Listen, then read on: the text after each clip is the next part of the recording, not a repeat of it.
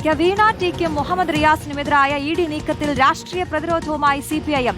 കോഴിക്കോട് മുതലക്കുളത്ത് ഇന്ന് നടത്തുന്ന രാഷ്ട്രീയ വിശദീകരണ യോഗത്തിൽ സിപിഐഎം സംസ്ഥാന സെക്രട്ടറി എം വി ഗോവിന്ദനടക്കം നേതാക്കൾ പങ്കെടുക്കും.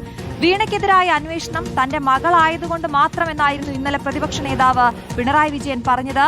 പാർട്ടിക്കെതിരെയും നേതാക്കൾക്കെതിരെയും ഇഡി നടത്തുന്നത് ഗൂഢനീക്കമെന്ന നിലപാടിലാണ് സിപിഐഎം.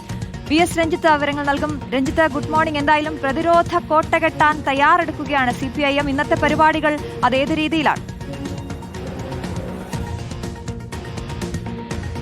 അശ്വതി, തീർച്ചയായും ഇ ഡിയുടെ ഭാഗത്തുനിന്ന് ഒരു വാർത്താക്കുറിപ്പ്, അതും കൃത്യമായിട്ടുള്ള കാര്യങ്ങൾ വിശദീകരിച്ചുകൊണ്ട്, ഹവാല ഇടപാട് ഉൾപ്പെടെ വിശദീകരിച്ചുകൊണ്ടുള്ള വാർത്താക്കുറിപ്പ് പുറത്തിറങ്ങുകയും അതോടൊപ്പം തന്നെ ഇ ഡി പല കാര്യങ്ങളും പുറത്തുവിടുകയും ചെയ്ത ശേഷവും വീണ ടിക്കും മുഹമ്മദ് റിയാസിനുമെതിരായ ആരോപണങ്ങളിൽ പ്രതിരോധം തീർക്കാൻ തന്നെയാണ് സിപിഎമ്മിന്റെ തീരുമാനം.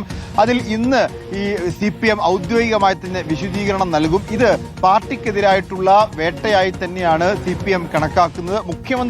മുൻ മുഖ്യമന്ത്രിക്കെതിരായിട്ടുള്ള ഒരു വേട്ടയായി കണക്കാക്കുന്നു. മുൻ മുഖ്യമന്ത്രിയും ഇപ്പോഴത്തെ പ്രതിപക്ഷ നേതാവായിട്ടുള്ള പിണറായി വിജയൻ അക്കാര്യം വാർത്താ സമ്മേളനത്തിൽ വ്യക്തമാക്കുകയും ചെയ്തിട്ടുണ്ട്. അതുകൊണ്ട് തന്നെ സിപിഎം ശക്തമായി പ്രതിരോധിക്കാൻ തന്നെയാണ് തീരുമാനം. സിപിഎമ്മിനകത്ത് ചിലർക്കൊക്കെ അഭിപ്രായ വ്യത്യാസമുണ്ട്. ഇ ഡിയുടെ വാർത്താക്കുറിപ്പ് ഗൗരവത്തിൽ കാണണമെന്നും നിയമപരമായി തെളിയിക്കണം നിരപരാധിത്വം എന്നൊക്കെ ഒരു വിഭാഗം പാർട്ടിക്കുള്ളിൽ ആവശ്യപ്പെടുമ്പോഴും പ്രത്യക്ഷത്തിൽ ഔദ്യോഗികമായി തന്നെ സിപിഎം വീണ ടിയെയും മുഹമ്മദ് റിയാസിനെയും സംരക്ഷിക്കുവാനും ഇ ഡിയുടെ പ്രവർത്തനങ്ങളും ഇ ഡിയുടെ നടപടിക്രമങ്ങളും കേവലം രാഷ്ട്രീയ വേട്ടയും ആക്രമണവുമാണ് എന്ന രീതിയിൽ തന്നെയാണ് പ്രതിരോധിക്കാൻ സിപിഎമ്മിന്റെ തീരുമാനം.